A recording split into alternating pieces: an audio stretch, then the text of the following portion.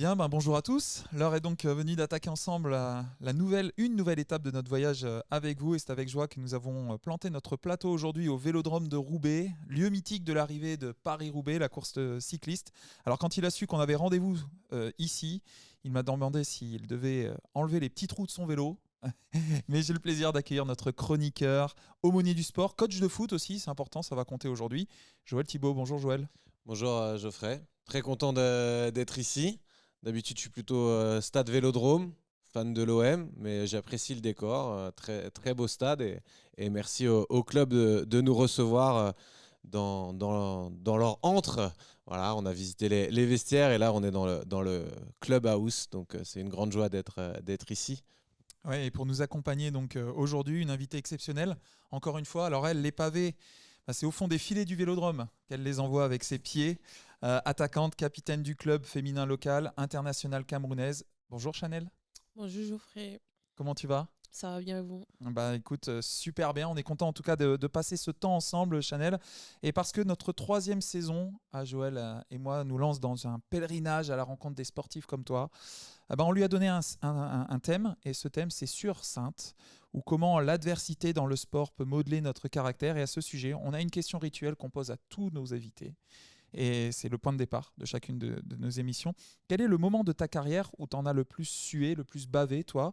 Et comment tu as fait pour le surmonter, ce moment? Je pense que c'est la saison où j'étais au Havre. C'était vraiment compliqué.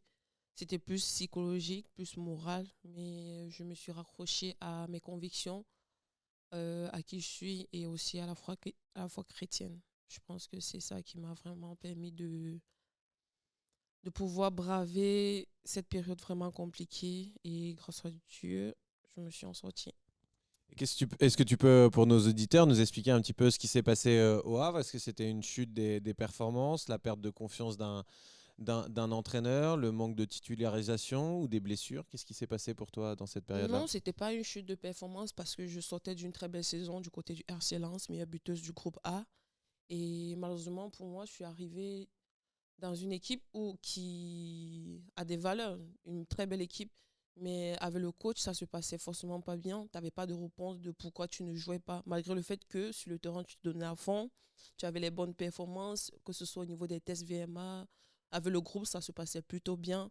Mais avec le coach, je croyais que je ne le connaissais pas plus que ça. Il n'y avait pas cet atome crochu et c'était beaucoup compliqué.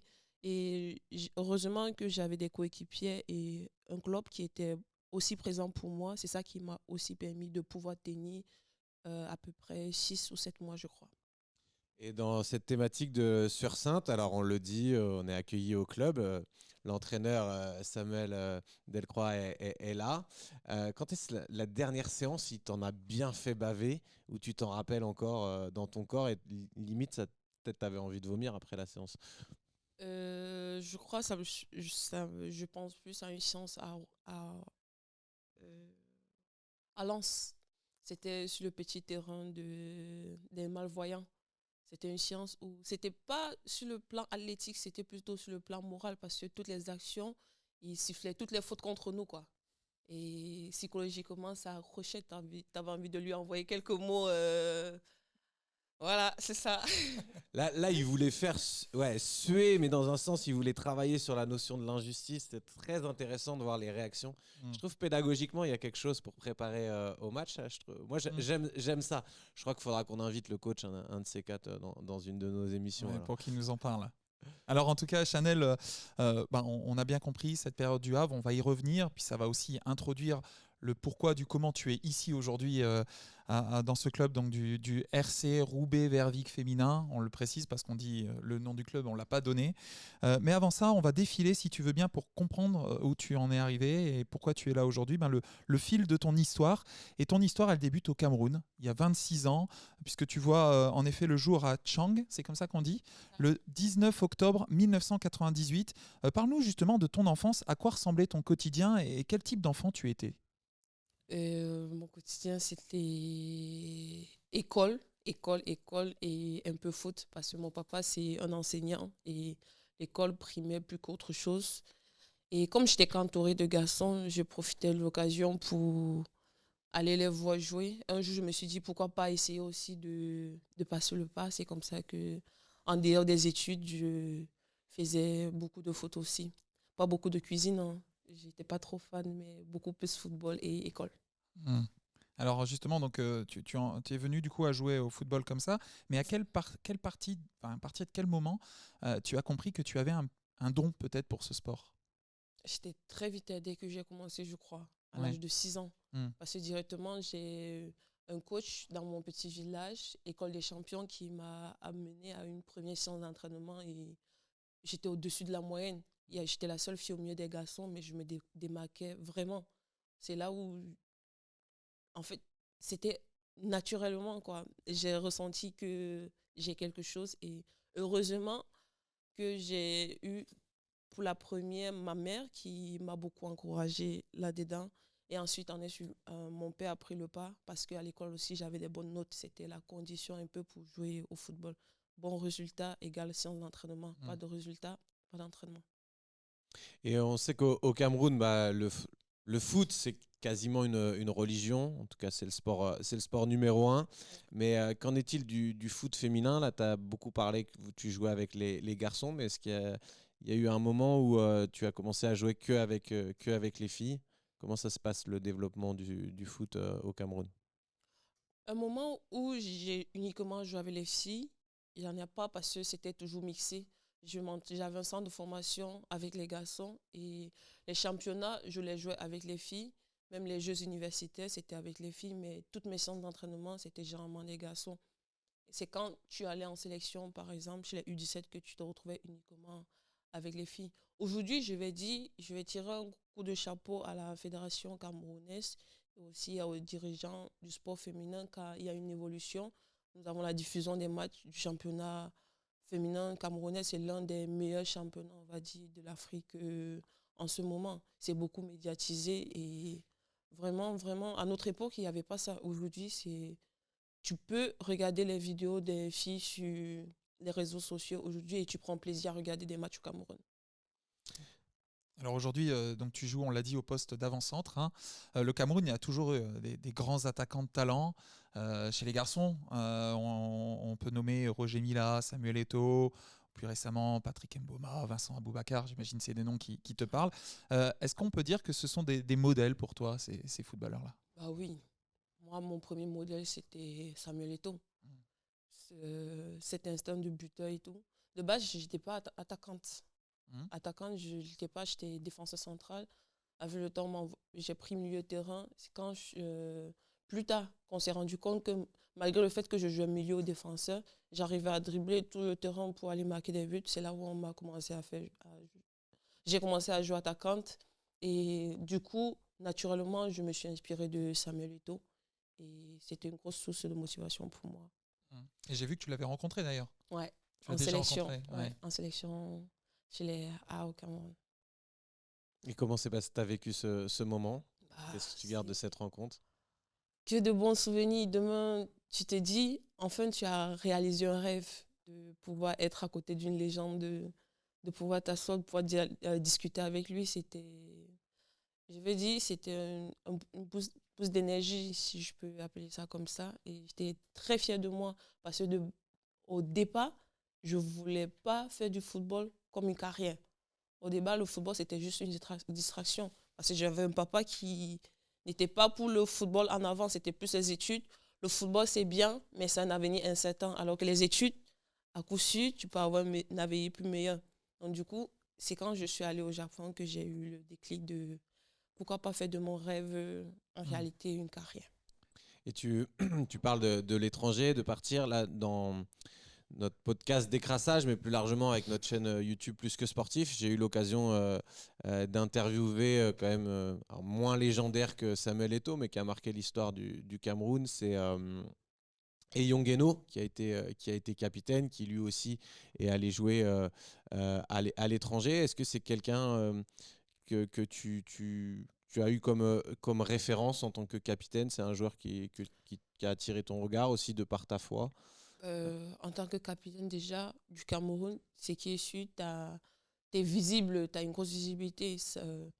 Si tu es capitaine, ça veut dire que tu incarnes des valeurs qui permettent, en tant que leader, de tirer un groupe. Et je pense que ça peut être l'une des qualités qui ont permis à ce qui- qu'on puisse le voir un peu plus et qui puisse nous inspirer, nous, de rien, en disant que non, en tant que leader, en tant que capitaine d'une équipe, ça permet d'amener son équipe vers l'avant. On va juste faire un clin d'œil, ce qu'on a reçu dans Décrasage la saison précédente. Un agent de football, Greg Axelrod, qui travaille beaucoup dans le foot féminin, notamment avec une joueuse comme Kelly Gago. Alors, je ne sais pas si c'est une joueuse que tu as observée, elle a eu une ascension assez rapide. Elle a signé au FC Nantes, puis maintenant elle est partie à Everton et elle joue en équipe de France. Elle joue au même poste que toi. Est-ce que c'est, vu que c'est un peu, elle est un peu plus âgée que toi, je crois, est-ce que c'est une référence pour toi de voir ce qu'elle fait dans le football, cette accélération et... Gago, je ne sais pas si elle est plus âgée que moi, mais je l'ai connue grâce à sa signature en Nantes. C'était plutôt, je vais dire, positif. Inspiration, je ne sais pas, mais c'est remarquable ce qu'elle a fait. De venir dans un club, faire 6 mois, inscrire ton nom, sélection en équipe de France, aller à Everton et resélection en équipe de France, ça veut dire qu'elle est sur une bonne ascension et ça peut nous inspirer, nous, à toujours se donner plus les terrains pour pouvoir réaliser ses rêves et tout. Et je lui tiens un coup de chapeau. Alors, on était là sur les modèles un petit peu.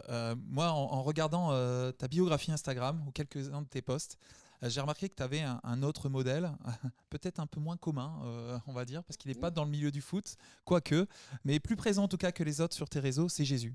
Et en effet, tu le mentionnes très régulièrement. C'est un aspect qui nous intéresse fortement et qui nous mène à notre première chronique qu'on nomme, alors il ne faut pas que ça te fasse peur, le confessionnal. Joël, je te laisse la Ouais, il parole. faudrait qu'on ait un jingle Un jingle spécial. pour l'introduire.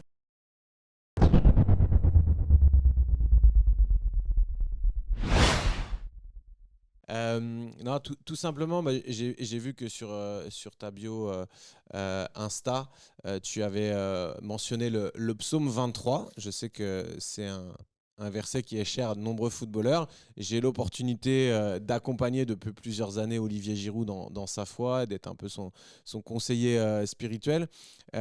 Lui aussi aime beaucoup le psaume 23, mais moi j'aimerais savoir pourquoi tu as choisi de mettre ça en avant. Qu'est-ce que ça évoque pour toi? Et pour nos auditeurs qui ne connaissent pas encore le psaume 23, qu'est-ce que tu peux nous partager autour de ça? Occasion d'aller le lire, je vais juste donner une première phrase et j'espère qu'ils pourront aller regarder sur Google ou bien dans une Bible pour trouver ce que c'est que vraiment le psaume 23. L'Éternel est mon berger, je ne manquerai de rien. Je vais dire comment je vis sur cette terre, pas pour des hommes, mais pour plaire à Dieu.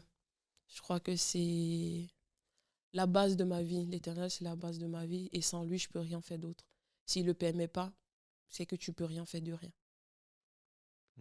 Merci pour ce passage. Et donc, on invite les gens à aller le lire, l'approfondir. Et j'aime bien comment il finit. Le bonheur et la grâce habiteront ma maison tous les jours de ma vie. Et c'est quelque chose qui s'expérimente. Alors, Geoffrey disait que c'était pas forcément commun entre les différents noms de joueurs qui ont été donnés et le lien avec Jésus. Mais il y a quelques années, Canal+ a fait un très beau reportage, le Jésus Football Club, dans lequel justement il y avait Rémi Cabella, qu'on reçoit dans le podcast Décrassage aussi. On encourage les gens à aller l'écouter. Mais justement, si ça paraît pas commun, pour moi c'est mon quotidien, mais que représente Jésus pour toi et ce lien avec le football? Comme je l'ai dit, Jésus, c'est mon sauveur. Jésus, c'est ma lumière. Jésus, c'est le roc sur lequel je peux danser sans souci, sans appréhension, sans jugement, sans avis extérieur. C'est vraiment l'essence de ma vie. Et dans le monde du football, je crois que c'est celui qui me permet de me donner à fond. C'est lui qui... ça peut paraître bizarre chez certaines personnes qui ne croient pas, mais on croit par la foi et non par les yeux, si je vais dire ça comme ça. Donc, en lui, je sais que j'ai un apaisement psychologique et je me sens bien. Et donc là, on rentre dans la question un peu plus dans confessionnal, on va dire, dans ton intimité. Tu nous as parlé des moments difficiles que tu as pu vivre au Havre, peut-être dans d'autres circonstances. Est-ce que tu as un moment où tu nous as parlé de cette lumière, où tu as vécu un petit peu plus ces ténèbres, cette période où tout devient sombre, les idées deviennent noires, et à cause du football, et que tu as vraiment vu ce regard bienveillant de Jésus sur toi, expérimenter un moment fort dans la prière pour te sortir de ça. Est-ce que tu as un souvenir fort euh, de, de ta vie? Ça ne se résume pas à un seul souvenir parce que Jésus, il peut passer par des hommes pour te remonter le moral. Ce n'est pas forcément une lumière qui viendra éblouir ta vie pour te dire non, ça c'est la voie. Et à cette période, je crois que j'ai eu des coéquipières bienveillantes qui ont été présentes pour moi. C'était très compliqué. Il y a des soirs où je rentrais sur ma douche, je pleurais uniquement. Mais après, quand tu prends ta Bible, tu lis et un passage qui te dit « Venez à moi, vous tous qui êtes chargés, et surchargés, je vous donnerai du repos ». C'est apaisant. Mm. Tu te dis « Pourquoi pas me confier à cet être suprême qui, si ça peut me retirer ce poids psychologique ». Et à côté, tu as des coéquipiers qui t'aident à remonter ton moral. Et aussi, de temps en temps, la directrice sportive du club. C'est pour ça que je ne vais pas généraliser l'accent du coach avec le club. Ça reste un très bon club. Ça reste un très beau passage ça, sur le plan psychologique. Et comme on dit, avec Jésus, il n'y a pas que les moments positifs. À l'intérieur aussi, on apprend. Ça m'a permis d'apprendre, ça m'a permis de prendre de meilleures décisions pour moi à l'avenir. Donc, du coup, non, pour moi, Jésus, ça a été un gros appui. Parce qu'en lui, je retrouvais cet apaisement. Et je pense que c'est un des points forts qui m'a permis de traverser cette période de pas évidente de ma vie. Ouais, merci, tu cites ce verset, hein, venez à moi, vous tous qui êtes fatigués et chargés, je vous donnerai du repos, parce qu'il dit, Jésus, car je suis doux et humble de cœur. Et c'est le meilleur modèle de coach qu'on peut avoir, d'avoir une pédagogie de la douceur, de l'humilité, qui a un sens d'accessibilité.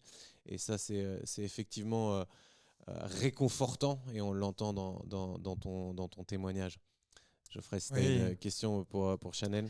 Bien sûr, bah on va, ça a été ce confessionnel, Chanel? Oui, Ouais, très ça très va, bien. super. Tranquille. Ah oui, c'est vrai qu'il y a, Il y a toujours ça. il y a ce moment où c'est toi maintenant qui retourne la question à l'aumônier du sport. Est-ce que tu aurais une question que tu voudrais te poser sur ce lien entre vivre sa foi chrétienne et l'enjeu, la pression qu'il peut y avoir autour du foot? Vous savez, le football, c'est un sport qui nous amène parfois à commettre des petites fautes, avec l'adrénaline, à commettre des petites erreurs, à pouvoir envoyer des mots un peu grossiers à l'adversaire ou bien à l'arbitre. En fait, tu es dans toutes tes émotions et tu es hors du contrôle de toi. Et j'aimerais savoir si, est-ce que prendre un carton jaune durant un match est un péché? Ah, c'est une très bonne question. Alors, il va y avoir beaucoup de gens qui vont devoir se confesser sur les terrains. Alors, c'est intéressant cette question, parce qu'il faut voir le contexte. C'est que faire des erreurs, comme tu l'as dit, qui peuvent occasionner une faute, ça peut arriver à tout le monde, et c'est pas forcément volontaire. Des fois, ça arrive, on va faire un tacle, on veut jouer le ballon, et puis malheureusement, l'arbitre va signaler faute et nous mettre un carton parce qu'on a touché l'adversaire. C'est l'intentionnalité qui est derrière. Et je pense que par rapport à ça, y a deux fils directeurs que Jésus nous donne. C'est aimez-vous les uns les autres et bénissez vos ennemis. Donc tout ça devrait nous amener à avoir un respect, si on veut prôner l'amour. Et puis l'autre fil directeur, c'est tout ce que vous voulez que les autres fassent pour vous, faites-le de même pour eux. Et nous, on est souvent dans « ne faites pas aux autres ce que vous ne voudriez pas qu'ils fassent pour vous », mais d'être dans quelque chose d'actif. Donc moi, par rapport à cette question, je répondrais que j'ai pris pour ma propre décision en tant que footballeur et en tant qu'entraîneur de ne pas demander à mes joueurs de tirer les maillots. Parce que si on tire le maillot, ça veut dire que pour moi, c'est comme si on trichait, on annule la chance de l'autre. Et que quelque part, c'est parce que j'ai pas été assez bien placé, où j'ai quelque chose à corriger pour ne pas avoir à faire ça. Parce que moi aussi, je suis attaquant et la chose qui m'insupporte le plus, c'est quand on me tire le maillot. Donc, comme j'aime pas, je voudrais pas avoir à le subir, bah, je le fais pas aux autres. Et donc, à cette question, c'est oui, dans certains cas, bah, ça peut être mal. Dans d'autres cas, si l'intention n'était pas mauvaise et si ce n'était pas prémédité, la faute fait partie du jeu.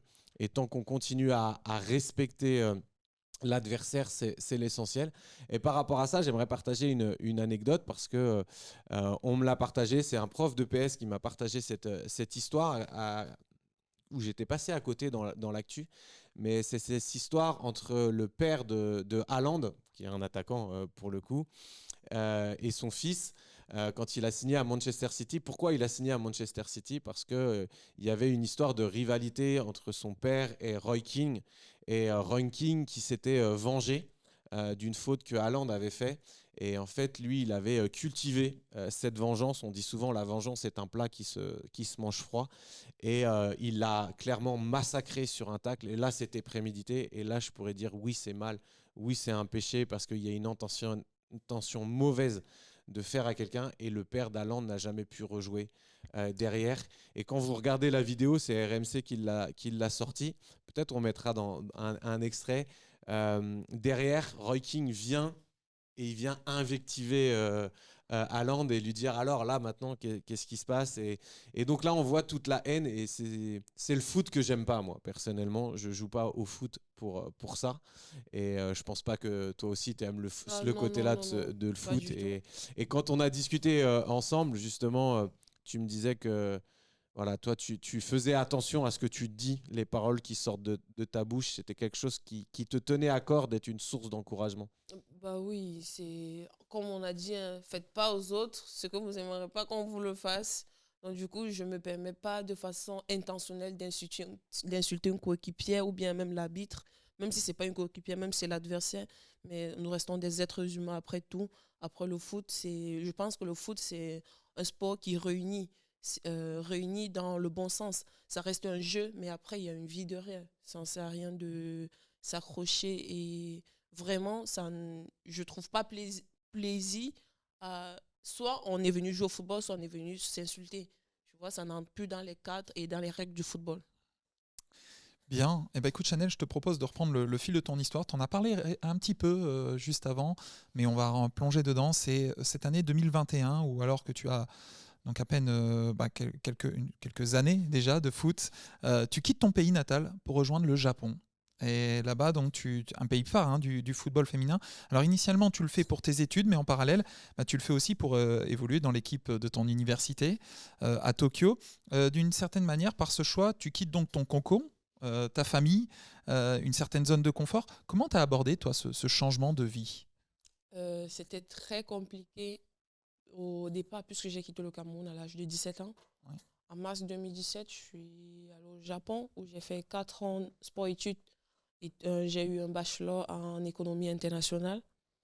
Les 3 premiers mois, c'était pas évident.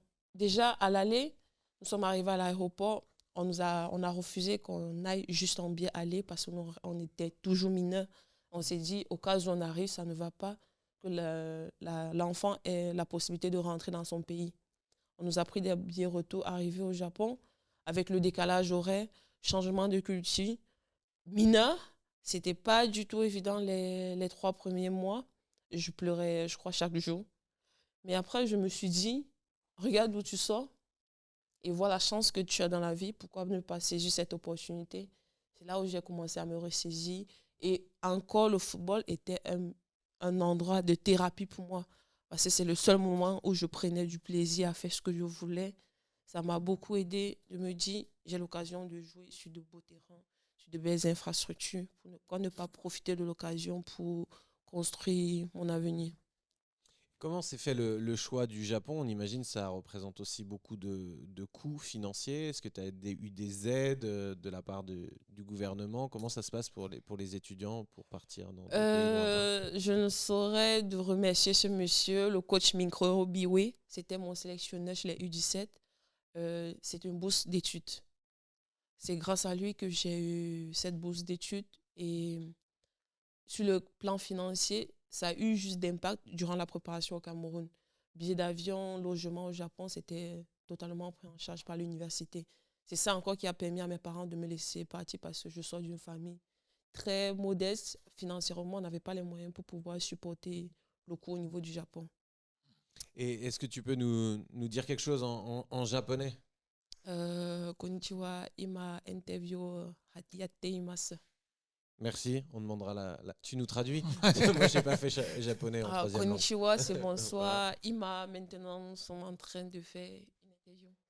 Super. Merci beaucoup. Et du coup, on avait une petite question, parce qu'on reste un peu dans la partie SPI, mais aller au Japon, quand on est chrétien, ça doit être complètement dépaysant. Là-bas, c'est plus le bouddhisme qui est développé.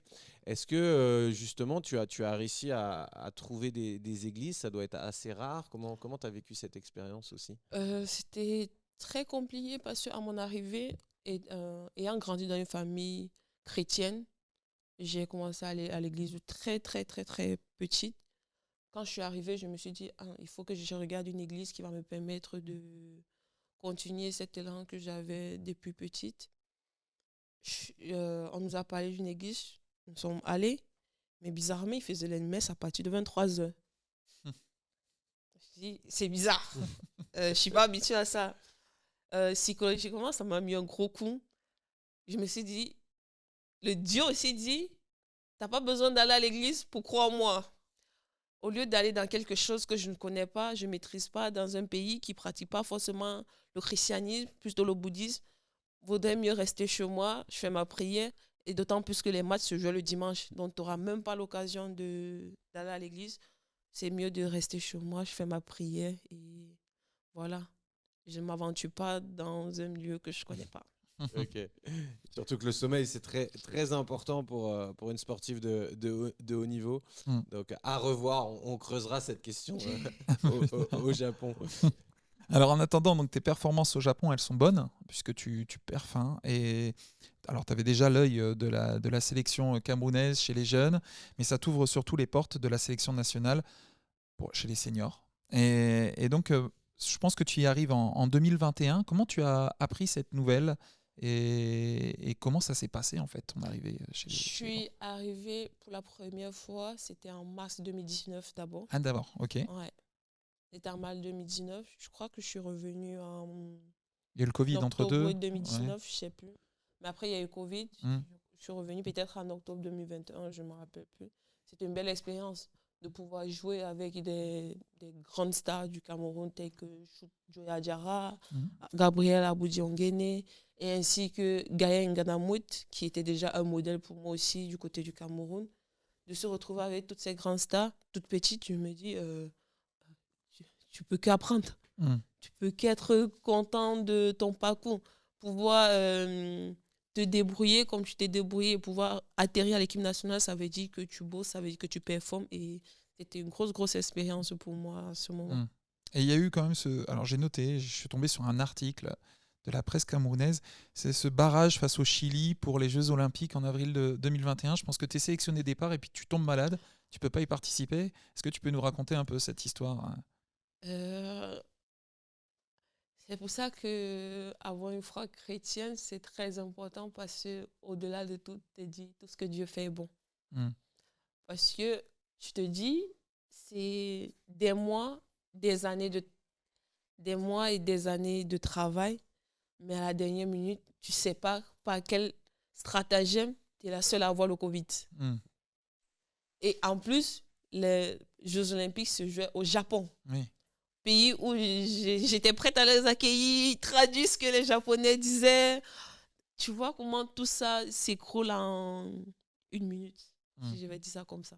C'était vraiment pas évident, mais après, je me suis dit, c'est pas grave, il y a pire dans la vie, tout ce que Dieu fait est bon, il y aura encore des occasions. C'est pas grave, ça peut arriver. Oui. J'ai pris ça du bon côté et je suis passée à autre chose.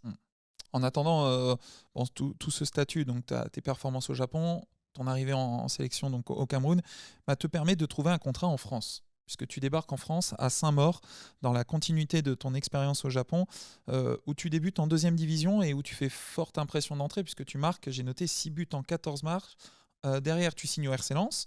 Pareil, 13 buts en 21 matchs. Sur 2 saisons, tu performes en D2. Dans une interview, j'ai noté que ta coach de l'époque, je pense que c'était Sarah Mbarek, disait que l'objectif était de faire de toi une tueuse devant les buts. C'est ce qu'elle a noté. Je pense que tu n'as peut-être même pas remarqué. C'était dans La Voix du Nord. Je Tu le m'en savais. rappelle, ouais. Alors justement, comment tu te définirais, toi, comme attaquante? Est-ce qu'aujourd'hui, tu es une tueuse devant les buts? Je crois qu'elle a réussi. Hein. Je crois que le pari était réussi. Et j'ai eu la chance d'être dans une très belle équipe à Lens. C'était une équipe vraiment... Dès mon arrivée, je me sentais vraiment dans une famille et tout. Et comme on dit, quand on élève un enfant, c'est pour que demain, il puisse voler plus haut, plus haut. Et je pense que mon départ de Lens, c'était pour essayer de voler un peu plus haut que la 2e division. Mais c'était une très belle expérience et je pense que c'est mon passage à Lens qui m'a permis de prendre confiance en moi du côté de la France. Et du coup, tu as parlé après de ton départ au Havre. On va pas revenir dessus.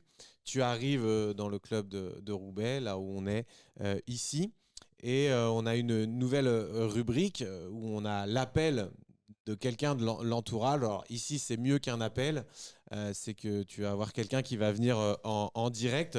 On va appeler le président du club, Jean-Baptiste Galen, qui t'a attiré dans ce projet. Et il va nous expliquer comment ça s'est fait. Et puis, il aura une question pour toi. Alors, j'espère que tu vas pas pleurer parce que ça pourrait être émouvant. On sait que vous avez une relation forte et c'est ce qu'on va découvrir maintenant. Donc, on accueille le président Jean-Baptiste, si vous voulez venir.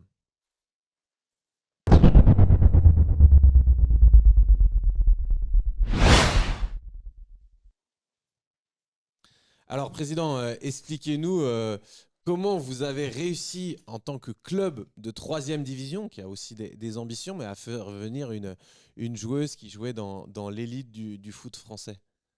C'est le talent. C'est votre talent? C'est le talent de tout un club. Non, en fait, Samuel Delcroix, qui connaissait très très bien Chanel, nous évidemment on la connaissait aussi de par ses stats. T'es pas meilleure buteuse de D2 dès que tu connais un petit peu le football féminin, tu connais Chanel Chapchet. Et à un moment donné, on disait toujours, il nous manque qu'une fille comme Chanel Chapchet. Parce qu'on arrivait à faire des... Enfin voilà, c'est la tueuse de but, on ne l'avait pas.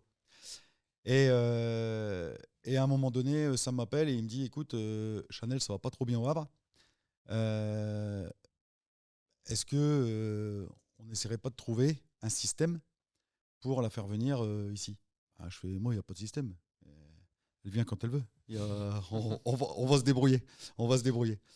Et voilà, ça s'est fait comme ça. Et aujourd'hui, c'est une des plus belles choses que j'ai pu faire dans ma petite carrière de président de club. Et au-delà de l'aspect tueuse devant le but, est-ce que justement elle incarnait quelque chose que vous vouliez, les valeurs qui correspondent à votre club, qui vous a tout de suite convaincu après les premiers contacts avec elle? Moi, j'ai senti quelqu'un qui avait la foi et quelqu'un qui était un peu dans un certain mal-être. Et ma famille et moi-même, on est très proches de l'humain, très proches aussi de la foi. Et même si on ne va pas à l'église non plus, même si on n'est pas au Japon, mais en tout cas, on montre, et là c'est la période de carême, et on montre aussi qu'en fait, c'est pas juste faire attention à ce qu'on mange pendant 40 jours, c'est montrer toute l'année ce dont on est capable de faire. Et c'est ce qu'on a fait. C'est ce qu'on a fait aussi avec Chanel, parce que aujourd'hui, c'est pas une joueuse de foot, en fait. Pour moi et pour ma famille, c'est quelqu'un qui fait partie de ma famille et qui est une joueuse de foot. C'est pas l'inverse. Et du coup, est-ce que vous auriez une question à poser à Chanel? Ouais, moi j'ai une question à lui poser. Est-ce qu'elle peut s'imaginer dans les prochaines années vivre à moins de 15 ou 20 km de sa famille, de sa famille française? À toi de répondre, Chanel. Comme on dit souvent, loin des yeux, proche du cœur. Je resterai pour toujours proche de votre cœur. Donc, Comment tu réagis aux mots du président et le fait qu'ils ont tout fait pour te faire venir? Parce qu'on a su en off qu'ils ont aussi voulu faire en sorte que tes prestations salariales, ce que tu avais, tu puisses l'avoir parce que pour eux, c'était important que tu sois une source de bénédiction autour de toi. C'est ce que vous me disiez, président. Vous avez conscience que quand un joueur vient d'Afrique, vous avez découvert cette culture. Moi, je connaissais, quand j'ai démarré le club, je ne connaissais pas le foot féminin. Quand j'ai rencontré Chanel, je ne connaissais pas l'Afrique. Et en fait, vous savez, quand vous vivez avec quelqu'un, parce que Chanel a vécu à la maison, quand vous vivez avec quelqu'un pendant 6 mois, que vous partagez tous les repas, la vie, en réalité, pendant 6 mois avec quelqu'un, automatiquement, le soir, devant la cheminée, on se racontait nos vies. Et c'est des choses moi, je ne connaissais pas du tout l'Afrique. Et je ne connaissais pas non plus la place de la femme en Afrique. Et c'est très, très, très intéressant. Et aujourd'hui, il aurait été inadmissible pour moi de l'emmener dans une galère, étant donné que derrière, elle le porte aussi. Sa famille, et non pas que par des aspects juste financiers, parce que ça pourrait être vraiment le virage, la chose la plus rapide qu'on pourrait faire en disant on les envoie en Europe. Non, c'est pas ça du tout. Là aujourd'hui, Chanel, elle a un papa qui est malade. S'il n'y a pas son traitement, on sait ce que ça donne. Et Chanel aujourd'hui, elle se bat tous les jours. Elle prend des coups. Elle se bat parce que derrière, elle doit aussi soigner ses parents. Voilà.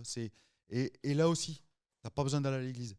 C'est par ces gestes-là, tout ce qu'elle peut faire, parce qu'aujourd'hui, Chanel, elle est jeune. Elle a 26 ans, 27 ans. Elle pourrait faire largement autre chose. Elle pourrait, j'en sais rien, faire plein de choses. Non, une grande partie de ses revenus partent en fait pour la santé de ses parents et la santé de sa famille. Et c'est vraiment remarquable.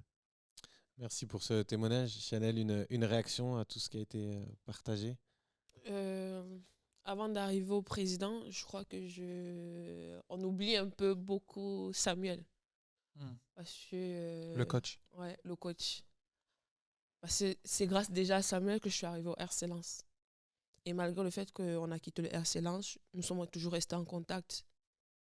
Et quand il m'appelle, je ne m'attendais forcément pas à rejoindre le Roubaix. De base, c'était pour prendre de mes nouvelles, pour savoir comment je vais. Après, il se rend compte que je suis forcément pas bien. Il me dit, pourquoi rester là-bas? Vas-y, viens ici, c'est un club famille. Reviens, on reste en famille, quoi. Viens et...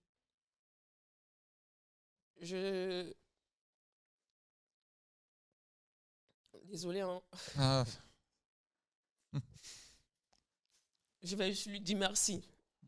Voilà. Et grâce à lui, je connais le président. Et directement, dès que je parle avec le président, ça accroche. Ça accroche pas en tant que président, mais en tant qu'humain.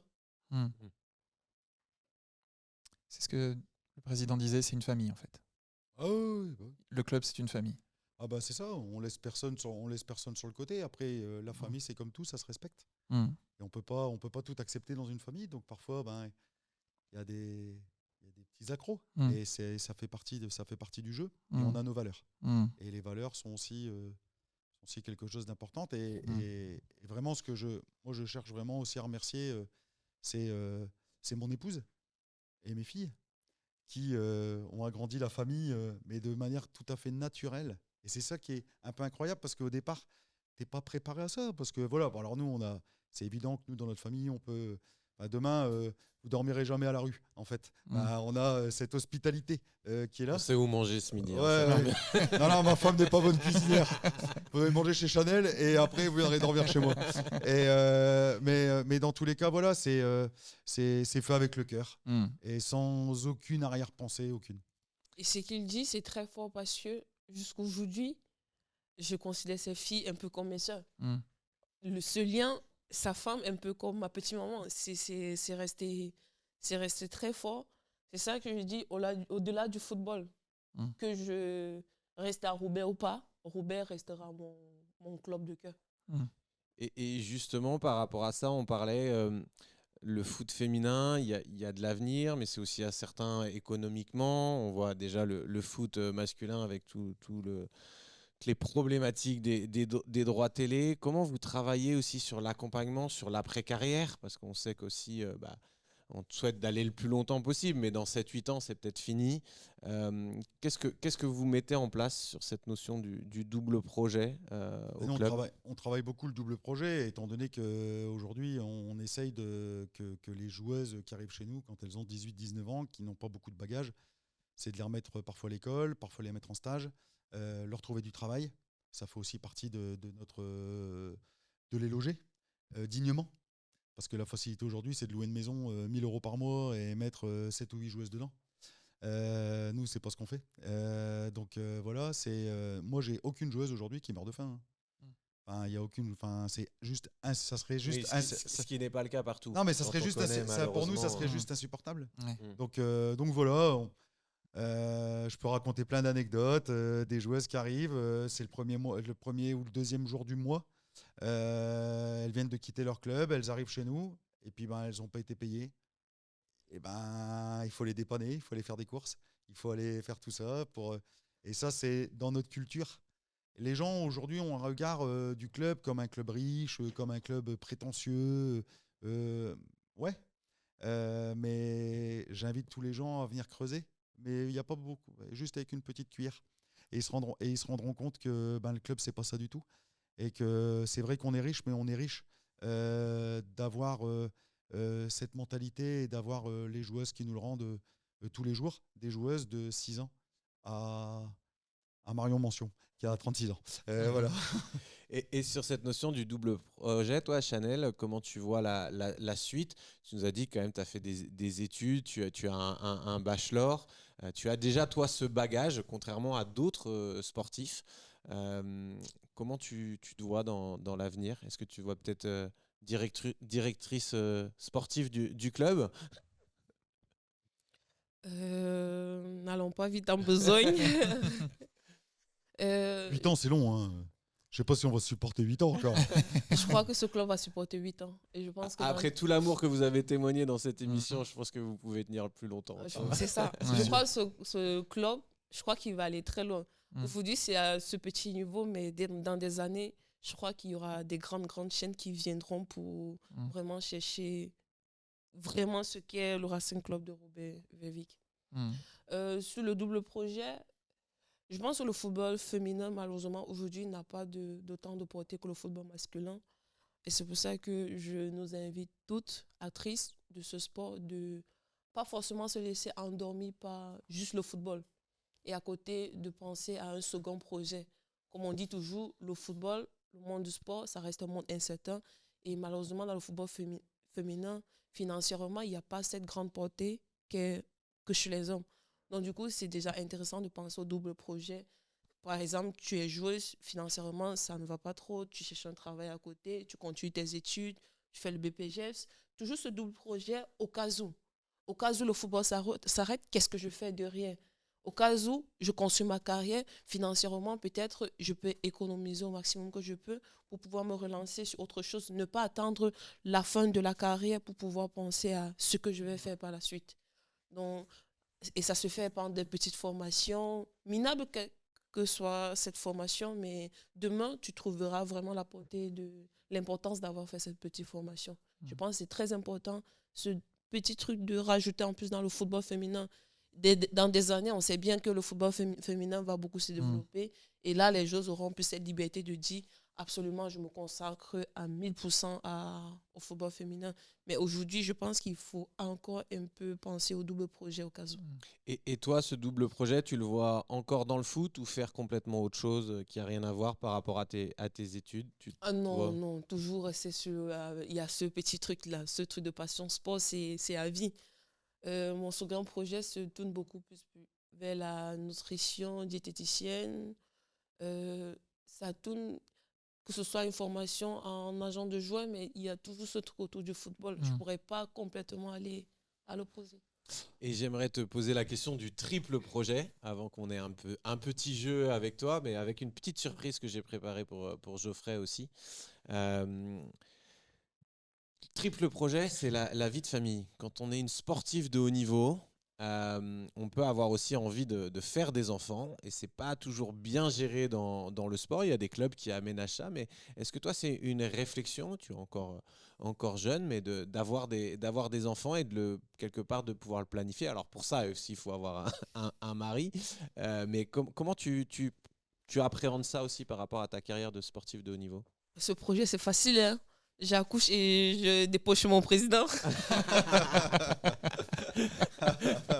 Il a une grande maison. Président, ouais, on valide. Ouais, Voilà. Babysitting.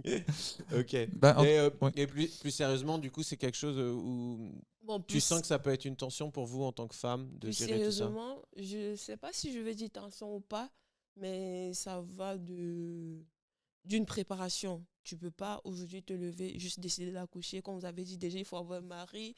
Déjà, financièrement aussi, il faut avoir planifié. C'est un peu, faut pas forcément relier au football. C'est un peu comme toute autre activité dans la vie. Tu ne peux pas te lever du jour au lendemain et décider d'accoucher. Certes, il y a des accidents, ça arrive, tu es obligé. Mais ça reste comme dans tout autre domaine de la vie, planifié et pouvoir se dire, aujourd'hui, je suis prête à. Okay. Petite surprise. On va libérer le merci président. beaucoup, président. Avec plaisir. Et puis, on suit le club actuellement à la lutte pour la montée en 2e division. Donc, c'est l'objectif et on verra ça tranquillement, match après match. Merci en tout cas de l'invitation. Merci. Et du coup, il va passer le micro. Je vais demander. On voit le coach qui est à la machine à café, qui est passé là. Je ne sais pas s'il a eu sa petite larmichette tout à l'heure, mais moi j'aimerais qu'il vienne juste nous dire en 1 minute pourquoi il a choisi Chanel comme capitaine de ce club et de son équipe. Voilà. Merci à Samuel Delcroix de nous rejoindre et de répondre à cette Bonjour, merci question. à vous. Donc pourquoi Chanel? Tout simplement capitaine? parce que Chanel, c'est, pour ma part, c'est une joueuse qui est leader, même si je pense que pour elle, elle ne le pense pas, mais elle est leader dans sa façon d'être. Parce qu'un leader, ça a plusieurs palettes, c'est pas simplement bien jouer au foot et crier donner des instructions à ses coéquipiers. C'est aussi comment on est en tant que personne. Et Chanel, elle éblouit un peu les personnes autour d'elle par sa croyance, par plein d'autres choses. Donc pour moi, c'était logique et c'était naturel d'en faire ma capitaine. Voilà. Et elle s'est fondue facilement dans le collectif. Il n'y a pas eu de... Attention, je ne vais pas mettre de problème, de jalousie quand quelqu'un d'extérieur arrive dans un club familial et qu'on lui donne le brassard. Est-ce que c'est facile en tant que coach d'assumer ce choix-là? Alors, il peut avoir de la jalousie, mais c'est comment nous, en tant que coach, on va le faire passer le message. C'est toujours pareil. Si quand on arrive, les joueuses voient Chanel comme un adversaire plutôt qu'une coéquipière, si le coach ne donne pas les bonnes paroles ou si... va faire en sorte que lui-même va créer cette jalousie, là oui. Mais par contre, moi j'ai tout de suite, quand j'ai choisi Chanel comme capitaine, j'ai tout de suite créé cette osmose entre les filles. J'ai été voir les filles, je leur ai parlé et c'était sûr d'elle-même que Chanel était capitaine, quoi. Il n'y avait pas d'autres filles pour moi qui pouvaient avoir ce rôle-là. D'accord, merci. Une réaction, Chanel, comment toi tu as pris ce capitanat? C'était une surprise pour toi? Vous savez, capitaine, c'est juste un mot. Parce que dans cette équipe, je crois qu'on est tous des capitaines. Parce que de la plus petite à la plus grande, facilement, une petite peut te transmettre un message. Je crois que nous tous, on accueille positivement les messages des uns et des autres. Il n'y a aucune qui prend, non, je vais parler sur toi, l'autre. Non, on se parle vraiment de la même façon. C'est juste, je crois que c'est juste un truc autour du bras. Hein. Mais sinon, dans cette équipe, nous sommes tous des capitaines. On a une gardienne de 18-20 ans, je ne sais pas. Mais je crois que c'est elle vraiment la capitaine de cette équipe. Hein, parce qu'elle a elle envoie. Mais c'est vrai, de temps en temps, il faut recadrer. Mais je crois que dans cette équipe, il n'y a pas une capitaine. C'est juste un bandana, je ne sais pas si je vais dire ça comme ça, autour du bras. Mais dans cette équipe, nous sommes toutes des capitaines. En fait, la force qu'il y a dans cette équipe, c'est la cohésion de groupe. C'est vraiment fort. C'est quelque chose qui se dégage de l'équipe, en fait. Et comme dit Chanel, toutes les filles qu'il y a, donc beaucoup de jeunesse quand même, mais si on mettrait un mot sur cette équipe, ça serait capitaine. En fait, toutes les filles, comme elle dit Chanel, pourraient être capitaine. C'est la force de ce groupe. Si on arrive à faire cette montée, je pense que ça sera en grande partie grâce à cette cohésion de groupe. Bah, super, merci. On va passer à la dernière partie. C'est ta chronique, Geoffrey, celle que tu affectionnes. Oui, tout à fait. Je ne sais pas, Chanel, si tu es joueuse dans la vie. Est-ce que tu es joueuse dans la vie? Ça va. Hein. Ça va? On s'amuse bien. Ah, vrai, ça va. Bah, écoute, j'ai un petit jeu à te proposer. On le fait à chaque émission. Et ce jeu s'appelle l'heure du choix.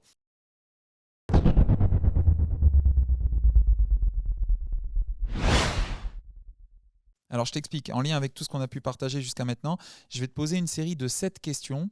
Et pour y répondre, tu auras à chaque fois 2 propositions. Tu n'auras donc qu'à en choisir une sur les 2. Alors, je suis gentil. Comme pour les autres, je te laisse 2 jokers. Tu as le joker 1-2 que j'appelle, c'est-à-dire sur une question, tu as le droit de dire les 2 réponses. Allez, Okay. voilà. Et tu as une deuxième, c'est le VAR, qui te permet de justifier une de tes réponses. On y va? Let's go. Allez, c'est parti. Alors, première question. Qu'est-ce qui te ferait le plus rêver, toi, dans un monde imaginaire, peut-être, ou pas, gagner une Ligue des Champions en club ou gagner une Coupe du Monde avec le Cameroun? Si tu devais choisir. Dilemme dès la première question. Passons à la prochaine question. Je vais voir le VAR après. Ok. Alors, le mieux pour toi, ça serait quoi? Ça serait de gagner une Ligue des Champions en club ou une Coupe du Monde avec le Cameroun ou de rencontrer Jésus? En vrai, Jésus, je le rencontre chaque jour. Hein. Donc c'est bon. Ouais. Bonne réponse. Joël, tu valides? Je valide, mais comme elle avait donné une réponse différente tout à l'heure, mais je valide, continue. Troisième question, elle va être intéressante. Intéressante, On va voir, ouais. foot. Niveau légende du foot, t'es plutôt team Martha ou team Ronaldo, R9? Désolé, Team Ronaldo. Ouais. Team Ronaldo, c'est... J'apprécie tout ce que Mata a fait dans le football féminin. C'est une grosse voix pour le football féminin. Et Team Ronaldo, c'est parce que c'était... Je vais dire, le football féminin a pris du temps à se mettre en avant. On a eu plus les garçons que les filles. Donc du coup, Ronaldo, ça a été plus vu. C'est sur les années... sur ces dernières années qu'on a vraiment vu l'impact de Mata, mais Ronaldo, c'était beaucoup plus avant. Alors, niveau légende vivante, cette fois, t'es plutôt team Ronaldo ou team Jésus? Ah, Team Jésus. Voilà, c'est Team Jésus, c'est évident. évident. Écoute, on continue, on enchaîne. Alors, à quel personnage de la Bible tu t'identifierais le plus, toi? Marie, parce qu'elle était proche de Jésus, ou Marthe, parce qu'elle était toujours très active? Je vais dire... J'aurais aimé être Marie. Hein. Marie, parce que c'est l'incarnation de la femme sans péché. Alors, c'est pas de cette Marie-là de Il parle de quelle l'édition. Marie? Tu sais, c'est Marie, la sœur de Marthe, dans cette histoire avec Marthe qui s'activait partout. Ouais. Et c'était 2 sœurs. Ok, deux sœurs. ok, Voilà. Oui, ok. j'aurais mieux fait de Ok. préciser Ouais. peut-être. Ok. Donc C'est- du coup, Non, c'est Team Martha, c'est mieux. ouais. Être active. Je crois que je suis plus Team Martha. C'est une hyperactive. Une Ok, hyperactive. bah c'est honnête. Alors tu as inscrit cette saison pour l'instant 7 buts en championnat. J'ai noté. Il reste 8. Combien de buts, s'il vous plaît? Combien? J'ai inscrit combien? Je sais pas. Ah non. 7, j'ai Bon, noté. je crois que Il a noté. je suis à 12 buts, s'il vous 12 plaît. 12 buts. Ah bah, Ok, faut alors on va la vraiment refaire la peut-être question. mis 5 buts, Alors là, il faut que je revoie mes stats. Je suis pas bon. Donc tu as inscrit 12 buts en championnat pour l'instant. Il reste 8 matchs. D'ici la fin de saison, tu en seras à plus ou moins de 20 buts pour toi. Le plus important, c'est la montée. Si je peux rester à 12 buts et on monte, c'est saison Ouais. gagnée. Mais ça, c'est pas la VAR, ça. C'est Elle a pas pris la- un un autre joker. un autre Mais t'as joker. raison, t'as le droit. Et dernière question, choix libre. Je sais que dans l'équipe, tu partages ta foi avec beaucoup de coéquipières. Si tu devais aller à l'église pour un temps de célébration, quelle coéquipière t'emmène avec toi? Exaucé Kizinga. Hmm. Kizinga. Exaucé. Ouais. Avec un très beau prénom comme ça, on peut comprendre que ton choix soit exaucé. Voilà, ça y est, Joël, il s'emballe. Il est en roue libre. Bien. On arrive à la fin. On arrive à la fin, Chanel. J'avais une dernière question moi, à te poser, un peu peut-être avec. On a parlé de longtemps de ta partie en club. Peut-être revenir au Cameroun. Est-ce que tu as encore l'occasion de jouer avec ta sélection? Est-ce que tu es encore en contact avec elle? Voilà. Où est-ce que ça en est de ce côté-là? En contact, plus ou moins. Occasion de jouer, non. Parce que j'ai eu un souci au niveau de la sélection, au niveau d'une identité. Et c'est ça qui me crée quelques problèmes aujourd'hui au niveau de la sélection. Mhm. Mais bon, j'espère qu'avec le temps, ça sera résolu. Mais malheureusement, j'ai plus l'occasion d'y aller. Et là, il y a un match amical contre le Maroc, je crois le 8 avril.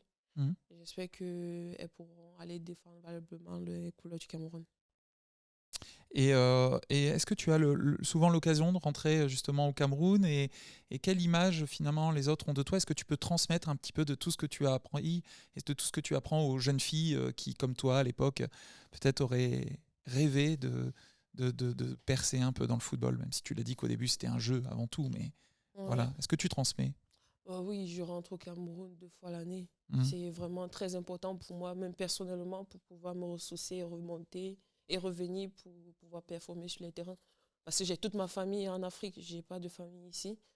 Je crois que je suis souvent en contact avec des jeunes joueuses qui aimeraient se lancer, qui aimeraient faire du football leur métier.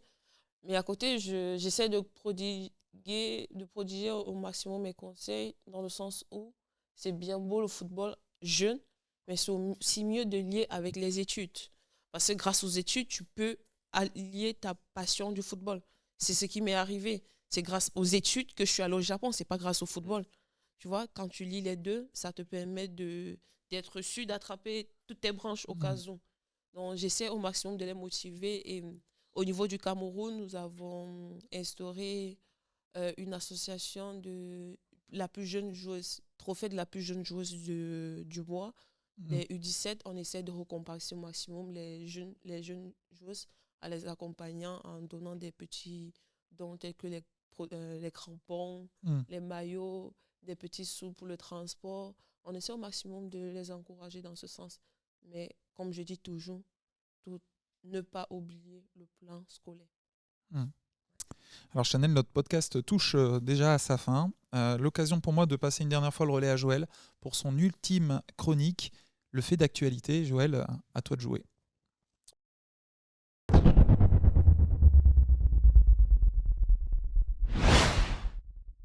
Oui, on aime bien faire réagir nos invités sur un sujet dont ils peuvent être proches. Là, c'était tout trouvé. La situation au Cameroun, de la sélection alors des hommes, de la fédération. On a vu que Vincent Aboubakar a pris la parole avec toute l'équipe. Il y avait une solidarité. Est-ce que tu as vu cela, ce message, et comment tu réagis par rapport à cette situation où ça donne une image de ton pays à la communauté internationale du football? Comment tu perçois ça? Je ne sais pas l'image que ça donne, mais tout ce que moi je peux dire, c'est que on reste des lions indomptables, et les lions indomptables, c'est pour défendre les couleurs du Cameroun. Le plus important, c'est de rester unis et indivisibles. Merci beaucoup pour ton retour. Tout à fait. Bah, écoute Chanel, dernière question. Écoute, qu'est-ce qu'on peut te souhaiter pour cette fin de saison? Et puis, si tu avais un sujet de prière, ça serait lequel? La montée en D2. Ouais. Et rester en santé. Parce qu'avec la santé, tu joues tes matchs de montée. Juste la santé, et pour toutes les filles, peu importe, pour tout le monde, et cette montée en deuxième division. Puis après en première division. Bah oui. oui. avec le même club. Avec le président, si on fait monter en D2, ça va suivre la montée en D1, c'est sûr, à coup sûr. Ok. Ce sera refait. Et on demandera la triple prime. On l'a déjà, hein, Ah. on a déjà des triples primes. Donc, on vit Merci déjà beaucoup. ça. Merci beaucoup de nous avoir Merci. accueillis. Bah oui, merci. On vous remercie. Merci au club donc du RC Roubaix-Vervic féminin. Merci au président. Merci Chanel pour ton Merci à accueil. vous. On vous remercie à tous les auditeurs pour votre fidélité. N'hésitez pas à commenter, noter, partager ce podcast. Et puis avec Joël, c'est parti. On reprend notre bâton de pèlerin. Notre Tour de France ne fait que débuter. Et on vous donnera rendez-vous très rapidement pour un nouvel épisode de Décrassage. Au revoir. Au revoir.